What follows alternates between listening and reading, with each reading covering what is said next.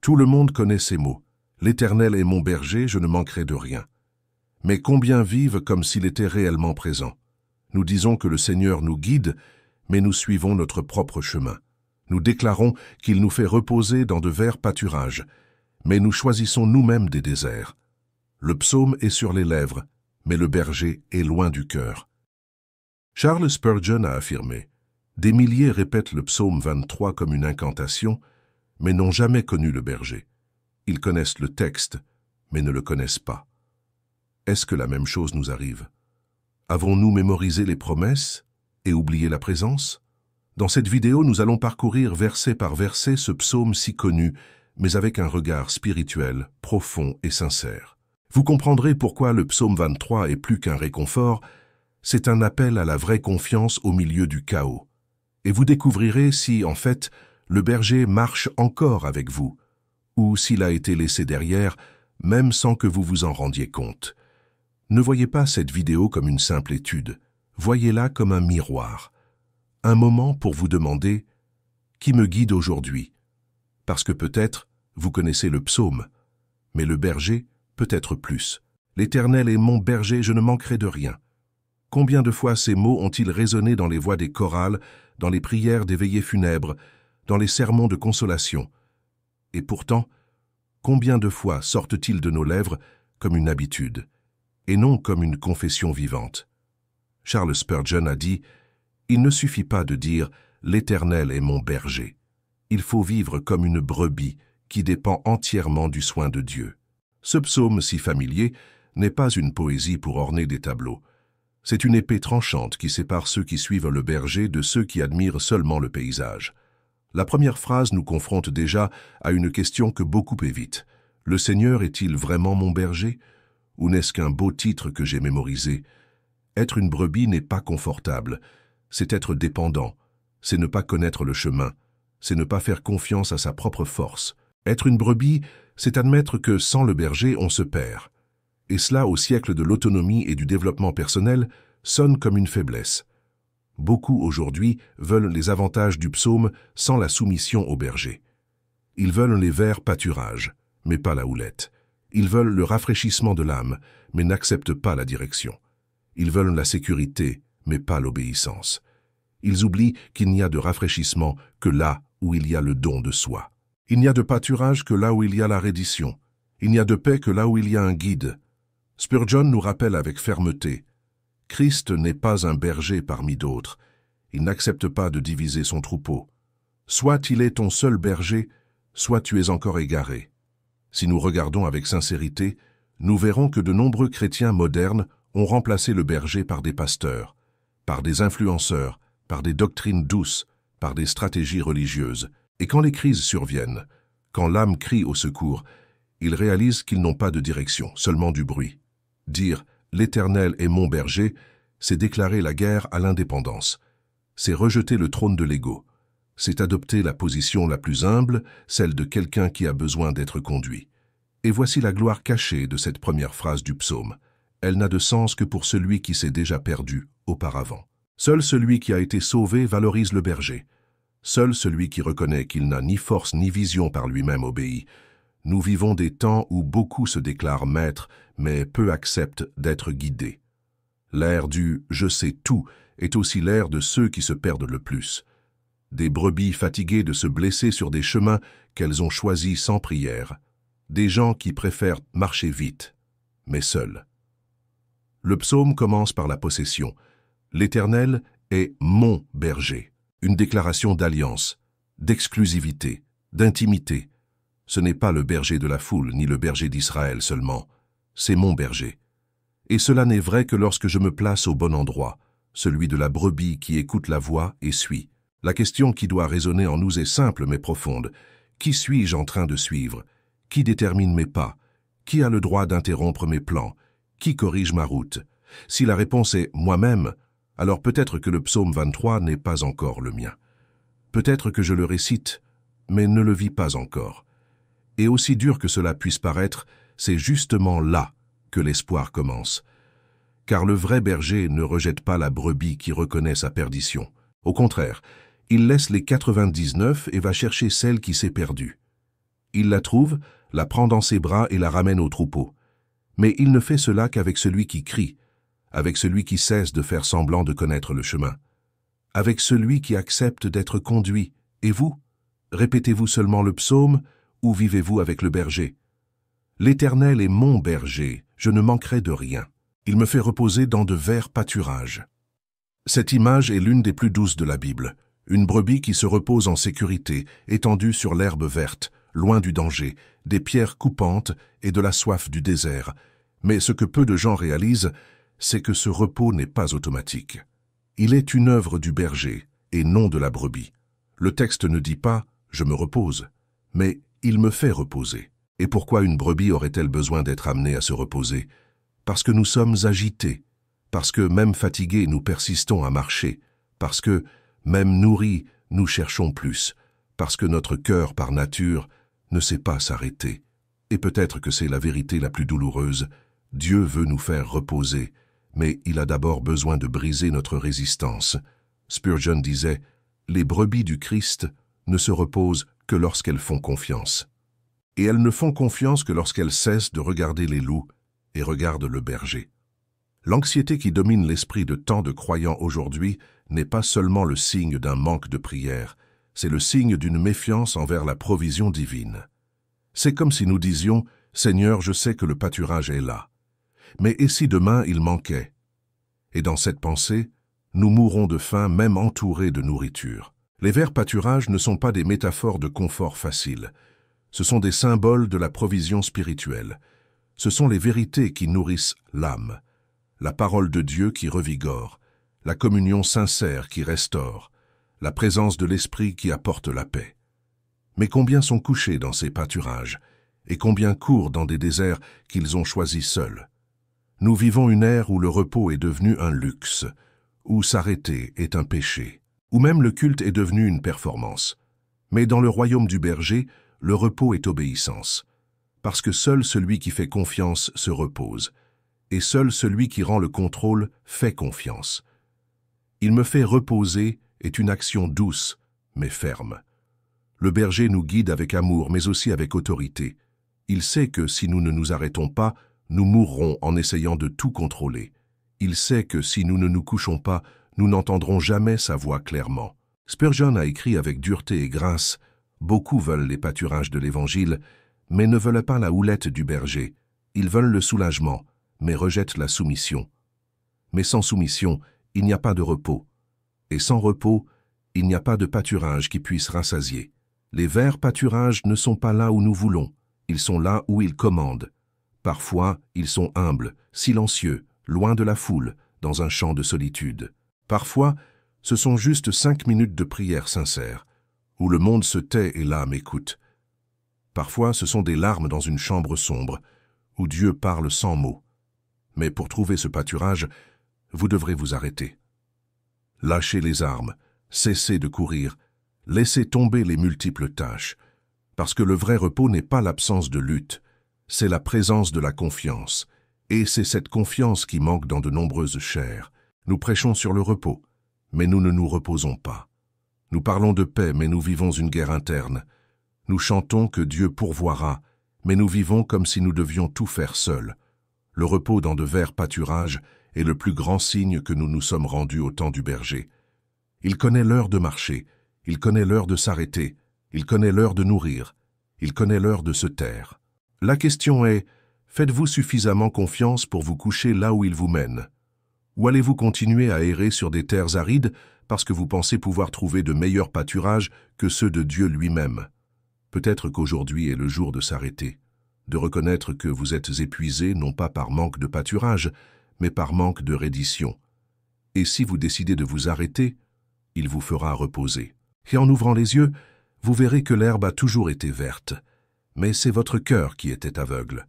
Les eaux paisibles mentionnées dans le psaume 23 ne sont pas seulement un lieu de rafraîchissement physique. Elles représentent un état spirituel, où l'âme, qui s'agitait auparavant avec le bruit du monde, trouve le silence de l'intimité avec Dieu. Ce n'est pas un silence vide, c'est un silence rempli de présence. David ne dit pas qu'il arrive à ces eaux par hasard. Il déclare avec foi Il me conduit près des eaux paisibles. Et voici le secret. Il y a une conduite, il y a une douceur, il y a un temps sacré entre l'agitation et le repos, entre le désespoir et la paix. Spurgeon a écrit « Dieu ne pousse pas ses brebis vers la paix. Il les attire, comme un père qui murmure avec amour jusqu'à ce que l'enfant fatigué l'écoute enfin. » Ce « paisiblement » est un contraste frappant avec le monde moderne. Aujourd'hui, tout nous pousse. L'algorithme, l'horloge, l'urgence, les cris des opinions. Mais Dieu nous guide autrement. Il ne crie pas, il invite. Et c'est pourquoi beaucoup ne l'entendent pas, parce qu'ils attendent une avalanche, quand Dieu se manifeste dans un murmure d'eau paisible. Il y a une soif qui n'est pas étanchée par les likes, les applaudissements ou les arguments. C'est une soif de profondeur, de plonger au-delà de la surface des cultes bruyants et des agendas surchargés. Une soif de retourner au fleuve secret où Dieu parle sans microphone, guérit sans public et restaure sans bruit. Les eaux paisibles sont un lieu intérieur. Elles ne sont ni à Jérusalem, ni à Rome. Elles sont là où le cœur décide de s'arrêter et d'écouter. Et combien aujourd'hui savent encore écouter? Combien de prédicateurs se taisent avant de parler? Combien de leaders pleurent avant d'agir? Combien de croyants entrent au culte, non pas pour recevoir une bénédiction, mais pour rencontrer le visage du berger? David savait qu'il avait besoin d'être guidé. Il ne se faisait pas confiance. Et c'est ce qui nous manque, l'humilité d'admettre que l'âme est perdue et a besoin de direction. Spurgeon, dans l'une de ses méditations sur ce verset, a écrit « Les eaux paisibles de la grâce sont trouvées par ceux qui ont abandonné les raccourcis de l'orgueil et se sont livrés au chemin étroit de la dépendance. » Il y a des gens qui sont dans l'Église depuis des années et n'ont jamais bu de ces eaux.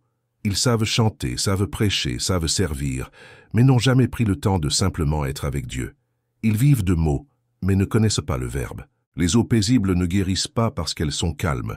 Elles guérissent parce qu'elles sont pures, parce qu'elles révèlent un Dieu qui n'a pas besoin de pyrotechnie pour être majestueux, un Dieu qui règne au son d'une brise douce, un Dieu qui est plus intéressé à vous trouver dans la solitude qu'à vous exhiber sur une scène.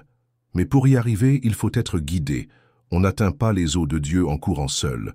On y arrive en suivant le pas lent du berger. Et c'est peut-être le plus grand défi pour l'Église moderne. Accepter la lenteur du ciel. Tandis que nous voulons des stratégies, il offre la présence. Tandis que nous voulons des méthodes, il offre le silence. Tandis que nous voulons des résultats, il offre un chemin où le plus important n'est pas d'arriver, mais d'être transformé en cheminant. Les eaux paisibles existent toujours. Elles n'ont pas disparu. Mais elles ne se révèlent qu'à ceux qui cessent de lutter avec Dieu et le laissent guider. Et cela exige de la confiance. Cela exige de croire que le silence n'est pas l'abandon, que la douceur n'est pas une faiblesse, que la tranquillité n'est pas une absence de but. C'est sa présence sous sa forme la plus intime. Le monde crie, mais le ciel murmure, et seul celui qui se tait entend. C'est peut-être pour cela que tant de gens ont encore soif. Parce qu'ils ne sont pas prêts à être guidés paisiblement. Ils préfèrent courir avec les foules que marcher avec le berger. Ils préfèrent le son des applaudissements au son des eaux. Mais aujourd'hui, le berger guide toujours. Il y a toujours un appel. Et il ne vient pas avec urgence. Il vient avec amour. La question est, allez-vous continuer à courir? Ou allez-vous vous laisser guider vers le seul endroit où votre âme peut enfin se reposer? Le monde nous offre le soulagement, mais seul Dieu peut offrir le rafraîchissement. Nous vivons à une époque où beaucoup sont épuisés, mais peu savent pourquoi. Les agendas sont pleins, les églises sont bondées, les voix sont abondantes, mais l'âme est sèche, froide, confuse. David ne dit pas « Il guérit mon corps », il dit « Il restaure mon âme ». C'est un niveau plus profond. Il ne s'agit pas seulement de bien-être, il s'agit de faire revivre ce qui est mort en nous. Spurgeon disait « L'homme peut avoir tout ce que le monde offre, mais si son âme est sèche, il sera un désert habité par des ombres. » Le rafraîchissement n'est pas un produit que l'on achète. On ne le trouve pas dans les livres d'auto-assistance. Il ne se trouve pas dans un culte émouvant ou une louange bien produite. Le rafraîchissement est une œuvre intime, silencieuse et surnaturelle du Saint-Esprit. Mais la question est, pourquoi tant de chrétiens vivent-ils sans cela? Parce que le rafraîchissement exige l'abandon. Et nous préférons le contrôle. Nous voulons que Dieu bénisse nos plans, mais nous ne voulons pas y renoncer. Nous voulons qu'il nous guérisse, mais nous ne voulons pas admettre que nous sommes malades. Nous voulons le rafraîchissement, sans nous approcher de la source. L'âme a besoin d'être rafraîchie parce qu'elle s'use. Elle se contamine par l'orgueil, par la vanité, par la culpabilité, par la peur. Elle s'intoxique par les comparaisons, par les ressentiments, par la religiosité. Et peu à peu, elle perd sa sensibilité. Elle s'endurcit, elle s'éloigne.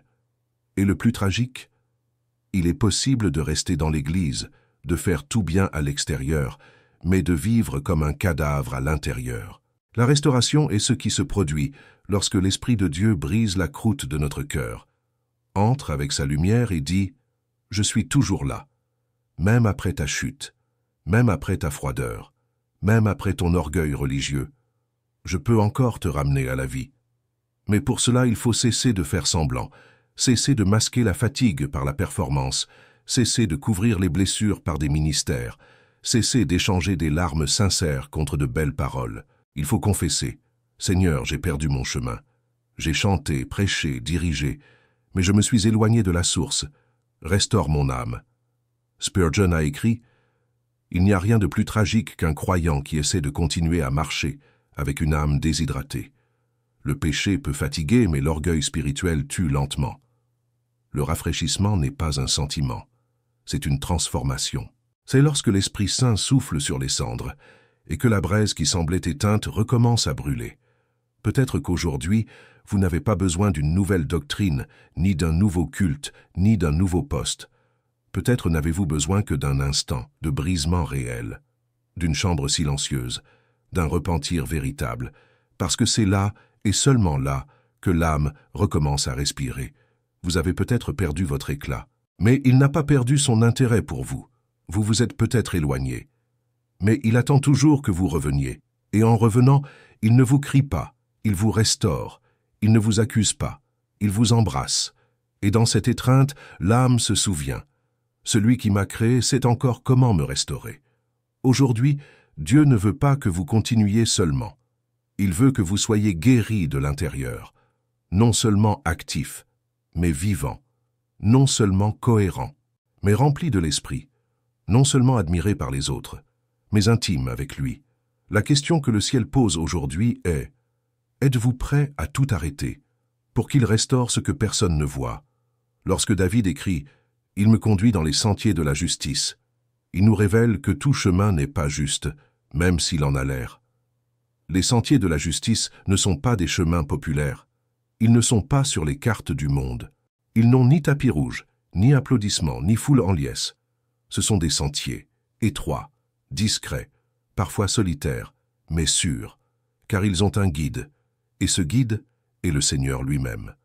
Spurgeon a affirmé « Il n'y a pas de route plus sûre que celle où les pieds du Christ ont déjà marché avant nous. » La plupart des gens aujourd'hui cherchent des raccourcis, des chemins de moindre résistance, des itinéraires avec approbation sociale, avec des récompenses rapides, avec une spiritualité apparente.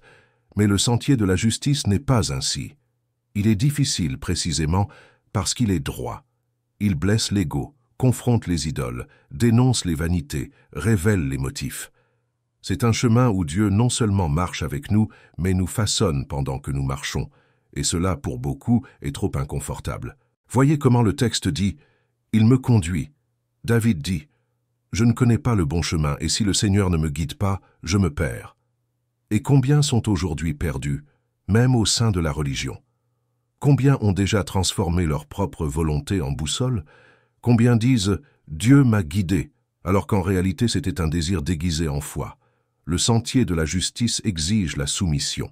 Ce n'est pas un chemin où l'on demande la direction seulement quand on est en difficulté. C'est un chemin où Dieu décide même le rythme de votre marche. Certains sentiers traversent des humiliations, d'autres des privations, d'autres des silences. Mais tous se terminent dans la justice, et cela vaut plus que tout confort terrestre.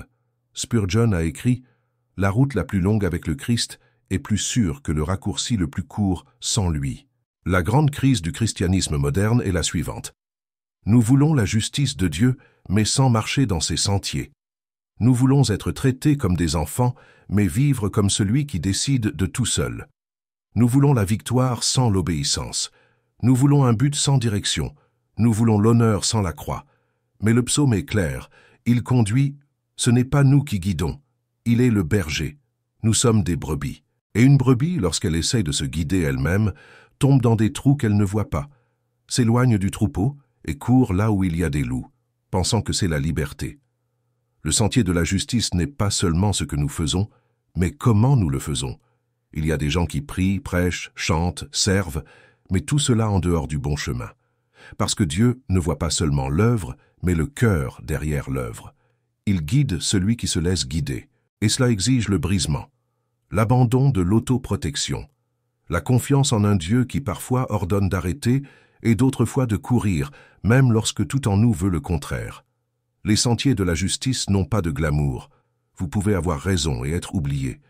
Vous pouvez être au centre de la volonté de Dieu et être pourtant critiqué, rejeté, incompris. Mais qu'importe, le berger est avec moi, et s'il me guide, je n'ai pas besoin de tout comprendre. J'ai juste besoin d'obéir. Le monde rira de vos choix. La chair criera en vous.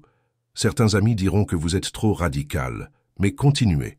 Le sentier de la justice est étroit, mais il mène à sa présence.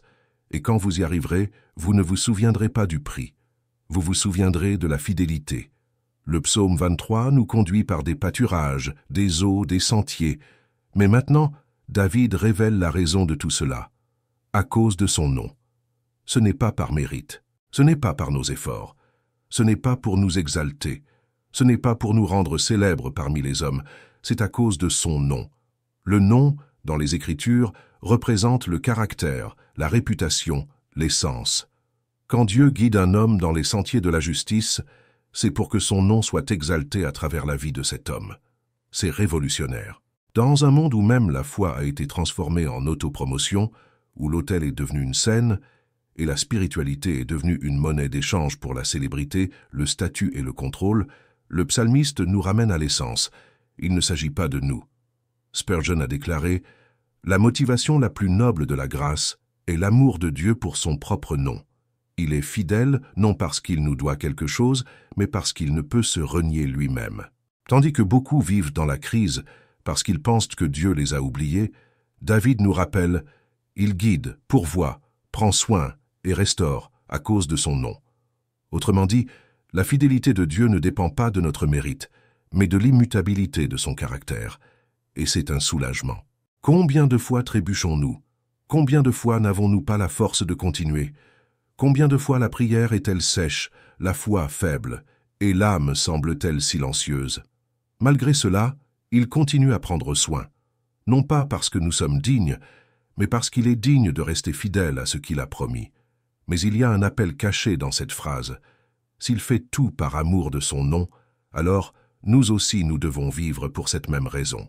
Paul a dit « Soit donc que vous mangiez, soit que vous buviez, soit que vous fassiez quelques autres choses, faites tout pour la gloire de Dieu. » 1 Corinthiens 10, 31. La question est, est-ce que le centre de notre marche est sa gloire? Ou avons-nous utilisé Dieu comme une échelle pour monter nos propres scènes? Nous vivons des jours où les ministères sont construits sur des chiffres, les églises sont évaluées par la taille de leur structure, et les serviteurs sont encouragés à être des célébrités. Mais son nom? Souvent, il n'est mentionné que pour justifier nos propres rêves. Et c'est de l'idolâtrie sous l'apparence de la foi. Spurgeon a averti. Beaucoup utilisent le nom de Dieu comme une marque déposée, mais vivent comme s'ils étaient les propriétaires de leur propre mission. David nous enseigne. Si le Seigneur est mon berger, alors je ne suis pas le protagoniste de ma propre histoire. Tout ce qu'il fait en moi est pour que son nom soit glorifié à travers moi, même la douleur, même l'attente, même le silence. Il me conduit dans les sentiers de la justice, non pour que je sois loué, mais pour qu'il soit reconnu. Il me fait reposer, non pour que je sois choyé, mais pour que le repos démontre sa bonté. Tout pointe vers lui. Et voici le secret de la liberté. Lorsque je comprends que la vie ne tourne pas autour de moi, je suis libéré de l'anxiété de la reconnaissance, de l'obsession du contrôle, de la comparaison qui paralyse, et de l'illusion que je dois vaincre le monde pour prouver quelque chose. Non, j'ai seulement besoin de marcher avec lui, et de laisser son nom être vu dans ma marche. Si quelqu'un vous regarde et ne voit que vous, quelque chose ne va pas. Mais si quelqu'un vous regarde et sent l'odeur du ciel, alors le chemin est juste. Son nom est le seul qui demeure. Le nôtre, le vent l'emporte. Mais ceux qui vivent par amour pour son nom ne marchent jamais en vain. Il y a une beauté mystérieuse dans les paroles du psalmiste. Jusqu'ici, il a parlé de verts pâturages, d'eau paisible, de chemins droits. Mais maintenant, le ton change. Le paysage s'assombrit. David nous emmène dans un lieu craint par tous, la vallée de l'ombre de la mort. Et il ne dit pas « si je marche », mais « même si je marche », parce que la douleur est certaine. La souffrance n'est pas optionnelle, l'ombre arrivera, tôt ou tard. Le texte ne dit pas que c'est la vallée de la mort, mais de l'ombre de la mort. Une ombre n'existe que là où il y a de la lumière à proximité. C'est à ce point que le monde s'effondre pour beaucoup, parce qu'ils ont appris que Dieu est dans les temples, dans les bénédictions, dans les louanges. Mais on ne leur a jamais dit qu'il est aussi dans les vallées. Charles Spurgeon a dit « Il y a plus de Christ dans la tempête que dans le confort. La vallée est là où il révèle la profondeur de son amour. C'est dans la vallée que le chrétien cesse de réciter ce qu'il a entendu et commence à vivre ce qu'il croit. C'est dans la vallée que les yeux qui regardaient auparavant le ciel en fête se ferment maintenant en prière sincère.